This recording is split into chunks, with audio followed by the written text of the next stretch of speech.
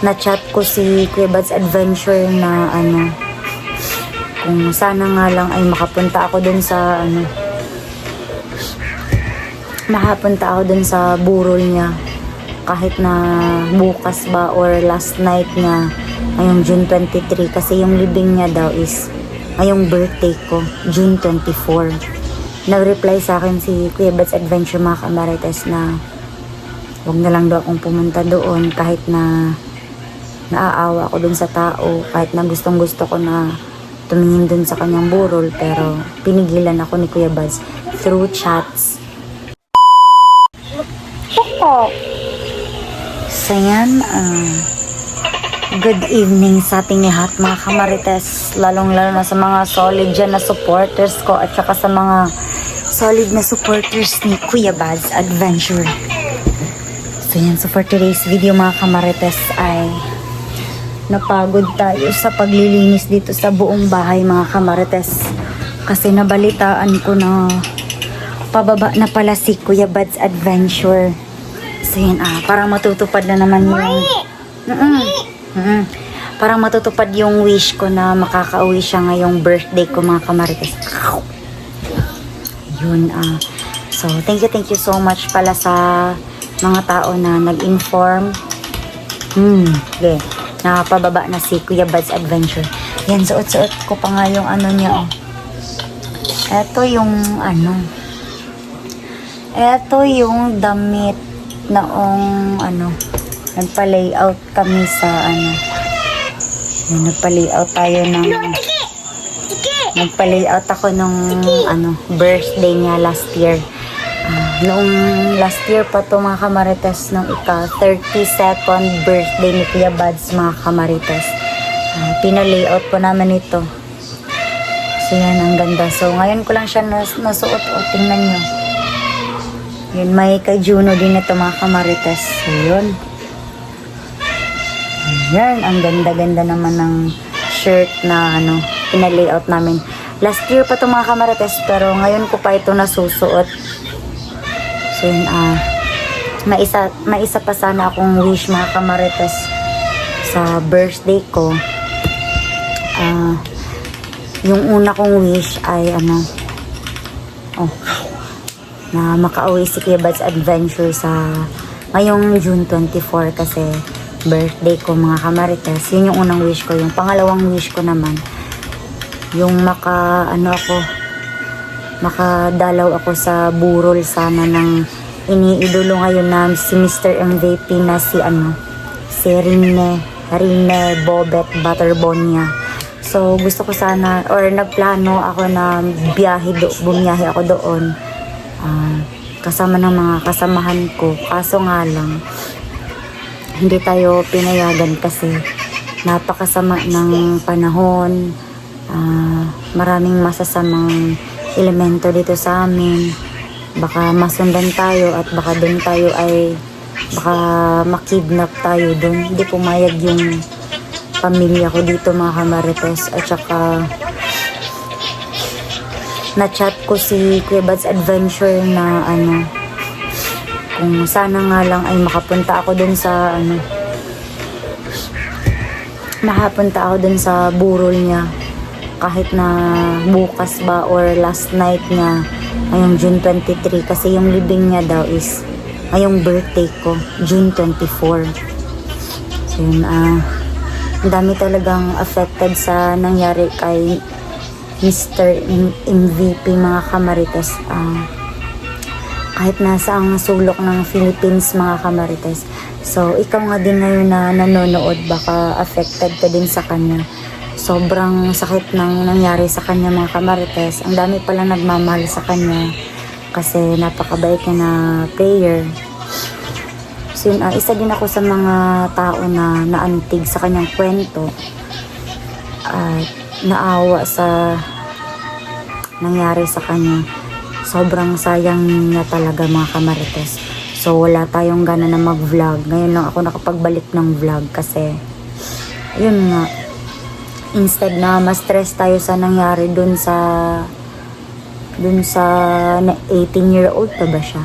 18-year-old dreamer na si Bobet. instead na malungkot sa kanyang pagkamatay, so naglilinis na lang tayo ng buong bahay. Ayan. Nag-prepare ako sa pag-uwi ni Kuya Bad's adventure. Instead na malungkot, why not watching movies, watching sa mga videos ni Kuya Bad's adventure. Kaysa naman sa ma-stress tayo, malungkot tayo sa nangyari doon sa isang tao na punong-puno ng pangarap.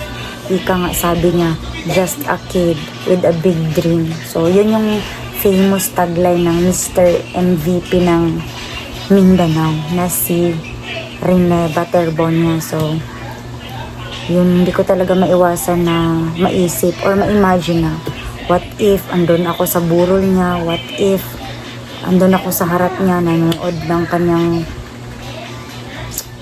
ng kanyang mukha habang nagvi-video ba or ganun. Yun yung sana yung pangarap ko, kaso hindi matutupad.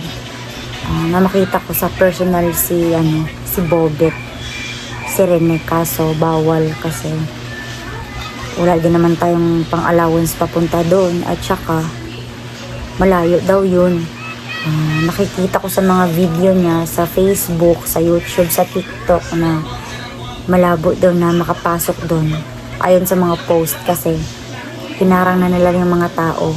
80% doon halos na pumupunta sa kanyang wake ay hindi taga kanila, so hindi pinapasok. So malabo talaga na makapunta doon sa kanyang burol, kasi nga pinagbabawal doon ang napakadaming tao, kasi may mga guards na even sa kanyang bahay. So kaya hindi na lang tayo nangarap ng mga Marites na pumunta doon, kasi baka masundan din tayo ng mga bandido. Namatay ngayon si Rene na walang bandido, tayo pa kaya?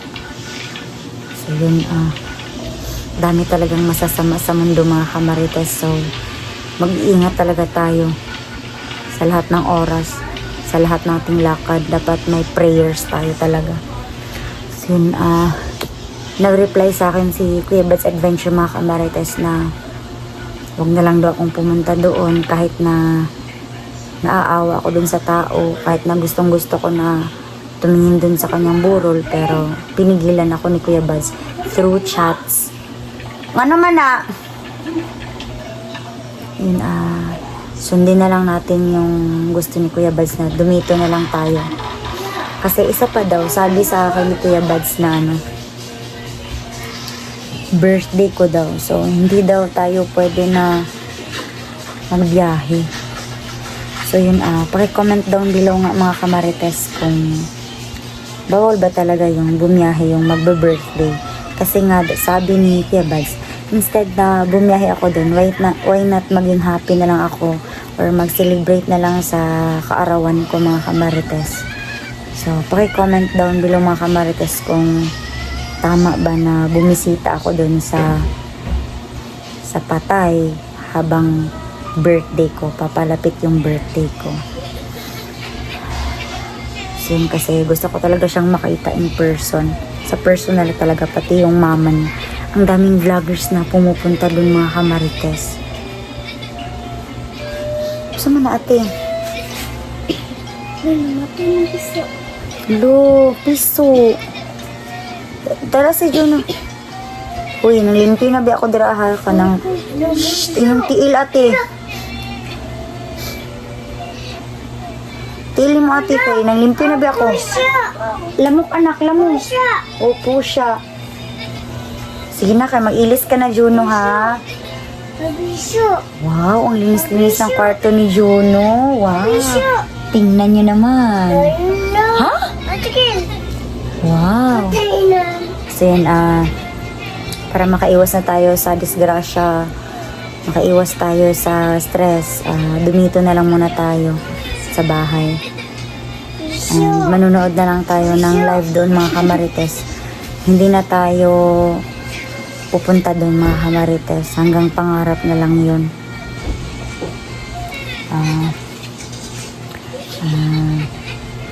Yung wish ko na lang sa birthday ko mga kamarites, sana ay maging ligtas always si Kuya Bad's Adventure. maging mas matibay pa yung relasyon naming dalawa bilang mag-asawa, tsaka ako. Sama naman. Good health mga kamarites. Kahit na hindi tayo magiging happy. Kahit na hindi tayo lubusang happy sa birthday ko kasi nga libing yun ni Rene. Butterbone niya mga kamarites. So, okay lang yan. See you in another life, Rene. And God bless sa kanyang family. Diyos ko, ang dami-daming mga tao talaga na naantig sa kanyang kwento. Kasi nakaka-relate yung buong Pilipino, lalong-lalo na ako mga kamarites dahil laki siya sa hirap. And syempre, makaka-relate ako kasi mahirap din naman tayo na tao na nangangarap at gusto na mabago yung buhay. Yung mga ganun ba mga kamarites? So, dami talagang nakaka-relate sa kanyang videos. So, yun, yun mag-i-emote muna tayo dito mga kamarites. And, mag-i-imagine pa din tayo na makapunta tayo doon. Yun lang, hanggang imagination na lang. So, yun, sa mga solid na supporters ko dyan, pa-like, share, and subscribe sa mga videos ni Kuya Bad's Adventure at saka sa akin mga kamarites. So, yun, kung nasan man kayo ngayon, lalong-lalo na sa mga OFWs dyan, ingat kayo sa mga ginagawa nyo sa trabaho nyo. Take time to have prayers every night, every day, yung mga ganun mga kamarites. God bless po sa ating lahat mga kamarites. And babalik ako mamaya mga kamarites para mag-video sa labas. Magmamasid pa din tayo. Piso. So, hanggang dito na lang mga kamarites and babalik tayo mamaya.